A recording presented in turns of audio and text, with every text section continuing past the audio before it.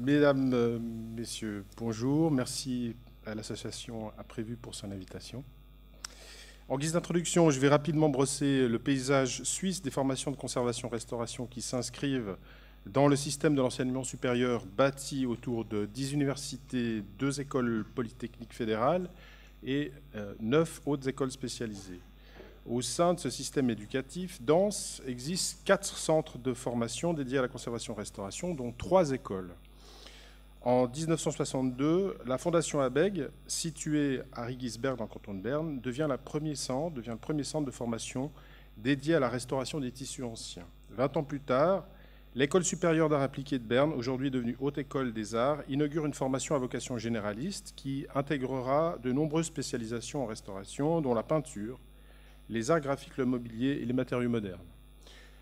En 1997, une nouvelle filière en restauration s'ouvre dans le canton de Neuchâtel avec une orientation en objets archéologiques et ethnographiques. Et en 2002, l'orientation en objets scientifiques, techniques et horlogers viendra la compléter. La Haute École Arc de conservation-restauration est depuis 2011 dirigée par Régis Berthelon.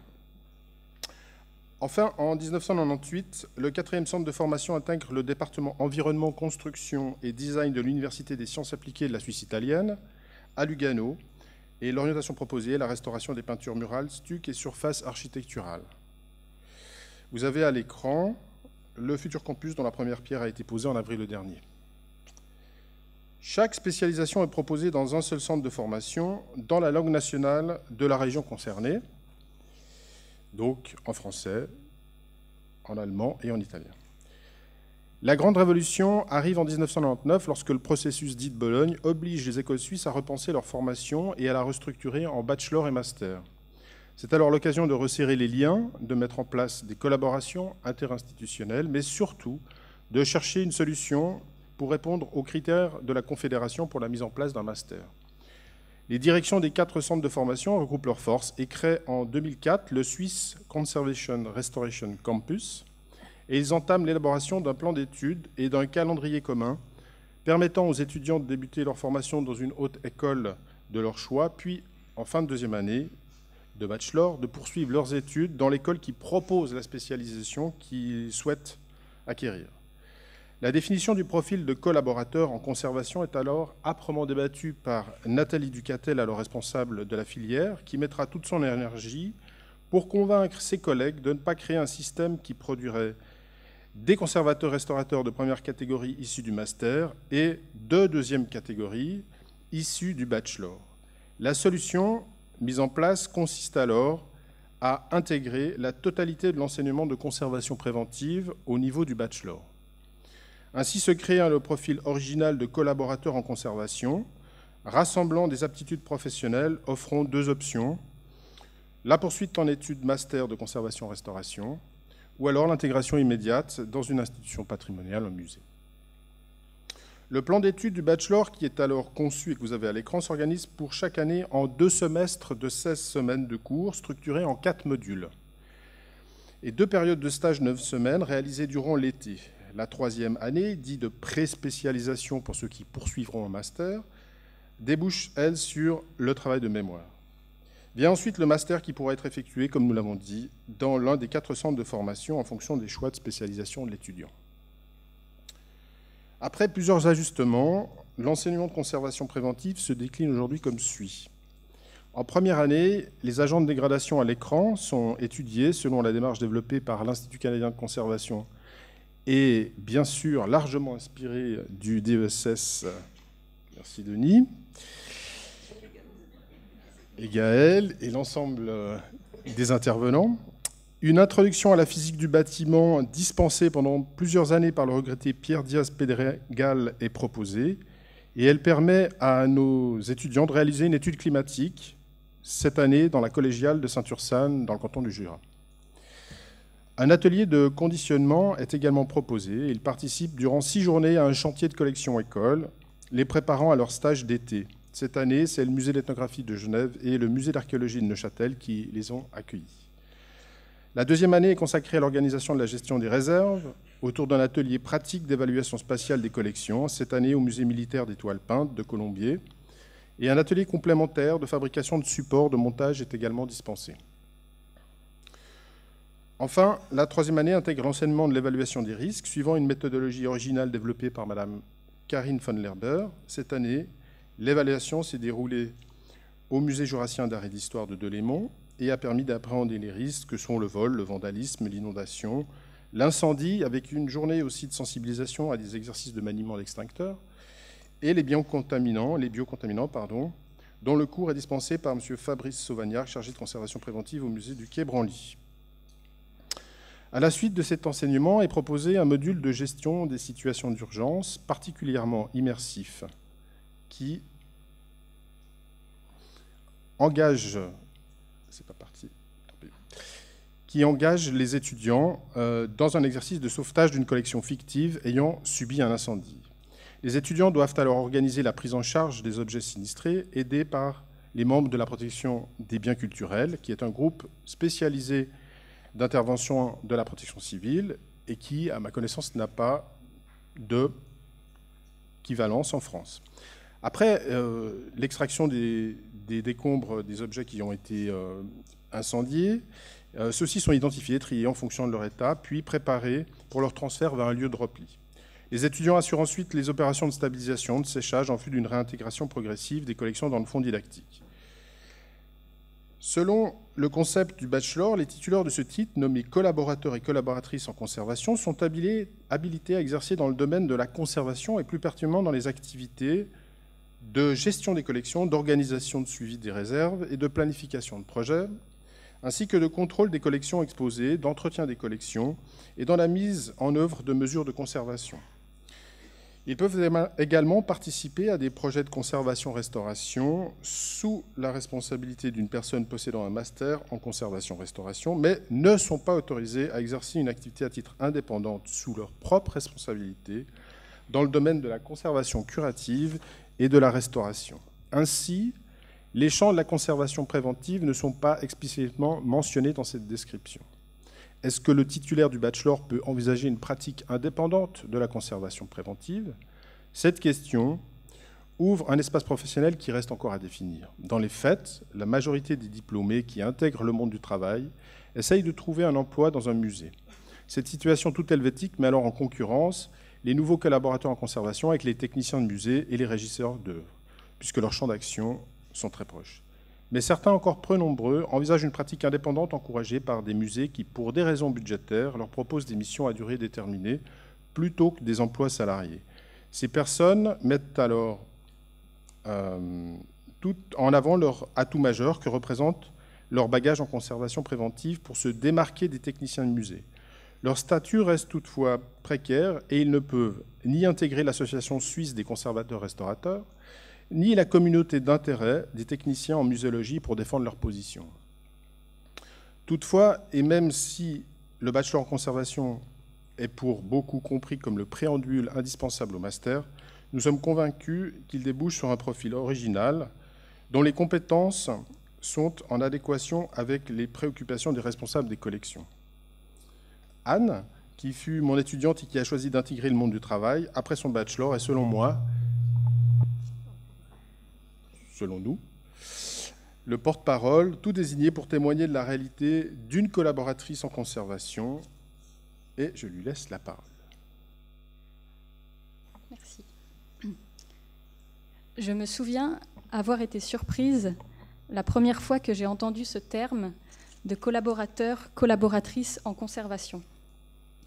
Si l'on s'intéresse à la terminologie de ce mot, un collaborateur est une personne qui participe à l'élaboration d'une œuvre commune, celui qui aide, qui intervient dans l'obtention d'un résultat. En France, ce qualificatif est peu employé, alors qu'en Suisse, il est largement décliné. On parle de collaborateurs scientifiques, de collaborateurs techniques, de collaborateurs comptables, et dans le monde muséal, de collaborateurs en conservation. Je suis devenue collaboratrice en conservation en 2015. J'ai obtenu mon diplôme au terme d'une belle aventure qui m'a emmenée jusqu'en Suisse, au bord des rives du lac de Neuchâtel et ses montagnes. Je suis originaire de Picardie, donc le dépaysement fut plutôt total et appréciable. J'ai intégré la Haute École Arc à la suite de 3 années d'études en restauration d'objets céramiques dans une école privée parisienne, l'école de Condé, pour ne pas la citer. C'est le contenu du programme d'enseignement du bachelor qui m'a attirée. Comme Thierry vous l'a expliqué, c'est une formation de 3 ans à temps complet qui aborde les volets principaux de la conservation préventive. Elle est accessible directement après la maturité, qui est l'équivalent de notre baccalauréat, c'est-à-dire donc qu'il est possible d'y entrer sans diplôme d'études supérieures préalables, et elle permet, comme vous l'aurez compris, au terme d'un bachelor, une entrée en master de restauration. Sauf erreur de ma part, il n'existait pas à l'époque de formation équivalente en France. Je me souviens donc avoir été séduite par cette formule différente et rare dans le paysage des formations francophones actuelles, qui propose d'acquérir des aptitudes et une expérience de la conservation en amont d'une spécialisation en restauration. Et même si j'avais déjà un bagage en restauration, j'étais prête à débuter un nouvel apprentissage à son commencement, tant la formule me paraissait sensée et en écho avec ce proverbe si connu, « mieux vaut prévenir que guérir ». Je voulais sortir de mon approche centrée exclusivement sur le curatif, apprendre à anticiper une action nuisible et apprendre à traiter les causes et non les effets de la dégradation. Le programme d'enseignement du bachelor intègre pourtant, dès la première année, des cours sur la technologie, les propriétés et la dégradation des matériaux organiques et inorganiques. Nous acquérons donc, au fil des semestres en tant qu'étudiants, les connaissances suffisantes pour comprendre les processus et les effets de dégradation des biens culturels, tout en apprenant à les anticiper par des actions préventives. Au terme de mes 3 années de bachelor, j'ai rédigé un mémoire de fin d'études. J'ai choisi de traiter la thématique de la planification préventive de situations d'urgence que j'avais étudiée à l'école de manière théorique, mais aussi pratique, lors d'un cours dont malheureusement vous n'avez pu voir les extraits. J'ai eu la chance de concrétiser ma réflexion au sein de la Cité de l'Architecture et du Patrimoine sur les collections du Musée des Monuments français, dont les œuvres monumentales et inamovibles posent des problèmes spécifiques en cas d'évacuation, car elles sont devenues immeubles par destination. À cheval entre la France et la Suisse, après l'obtention de mon diplôme, j'ai voulu me rapprocher de la France. J'ai rapidement été confrontée au particularisme du bachelor en conservation au-delà des frontières helvétiques. En effet, dans le paysage français des formations en conservation préventive et gestion des collections, ce diplôme ne connaît pas d'équivalent. Plusieurs formations de 2e cycle existent, mais sauf erreur, aucune de 1er cycle. J'ai donc réalisé que j'avais un statut un peu hybride, un statut intermédiaire se situant, selon moi, peut-être, entre la mention complémentaire du lycée Tolbiac et le Master 2 professionnel conservation préventive du patrimoine, C2P, de l'Université Panthéon-Sorbonne. Cela n'a pas été forcément un avantage à mon insertion professionnelle. J'ai répondu à des offres d'emploi de technicienne en conservation pour lesquelles on me faisait comprendre que j'étais peut-être trop diplômée, à des offres d'emploi de régisseuse des collections pour lesquelles je n'avais pas suffisamment, et à juste titre, d'aptitudes professionnelles, et enfin à des offres d'emploi de chargée de conservation préventive pour lesquelles je ne dispose malheureusement pas du titre universitaire exigé par le service des musées de France. J'ai finalement songé à une autre alternative et j'ai décidé de souscrire au régime de l'auto-entrepreneur. C'est en Suisse que j'ai décroché mon premier mandat grâce aux accords bilatéraux entre le pays et l'Union européenne qui autorisent à des personnes indépendantes ressortissantes de l'UE à travailler sur le territoire suisse. En mars 2016, j'ai débuté une collaboration avec le musée d'ethnographie de Neuchâtel pour une mission d'assistance à maîtrise d'ouvrage relative à l'élaboration d'un plan de sauvegarde en cas d'inondation. À la même période et en parallèle, j'ai collaboré sur un projet d'évaluation spatiale pour le fonds de l'artiste Grégoire Rosinski, en collaboration avec un consultant en conservation. Quelques mois plus tard, j'ai assisté une restauratrice dans la recherche de solutions en matière d'éclairage pour la mise en exposition de vestiges archéologiques sous lumière naturelle. Ce statut d'indépendant m'a paru effrayant à première vue, car très exigeant. Pourtant, c'est par ce biais que j'ai pu initier mon insertion professionnelle et rentrer dans la vie active. Aujourd'hui, je travaille toujours en Suisse. Je partage mon temps entre deux établissements. Au musée d'ethnographie de Neuchâtel, je participe à la gestion d'une collection de coiffes de cérémonie en plumes. J'élabore une sorte de documentation technique avec la donatrice de la collection dédiée à l'assemblage des coiffes. Et je procède en parallèle au marquage, au conditionnement et au rangement de la collection dans les réserves sous la supervision d'une conservatrice restauratrice. Je travaille le reste du temps au sein d'un service archéologique. C'est mon unique mandat en tant que salarié. Je collabore également avec une conservatrice restauratrice et ma tâche consiste à détecter et à inventorier du petit mobilier métallique en processus de corrosion active et à conditionner ces objets dans une atmosphère sous azote. De mon point de vue, ces deux missions répondent bien au profil de collaboratrices en conservation et aux exigences requises, à savoir assurer la gestion matérielle des biens culturels par une approche réflexive et globale qui se distingue d'une action d'exécutante, mais également de celle de consultante. Toutefois, parallèlement à cela, je continue de me former à la planification préventive de situations d'urgence et j'accompagne actuellement 2 institutions suisses à élaborer leur stratégie de réponse en cas de sinistre. L'abbaye de Saint-Maurice et prochainement les archives de la ville de Fribourg. Pour ces mandants, je reste une assistante à maîtrise d'ouvrage, une conseillère qui accompagne et supervise seule le changement. J'oscille donc et j'explore cet espace professionnel peu défini qu'a évoqué Thierry tout à l'heure.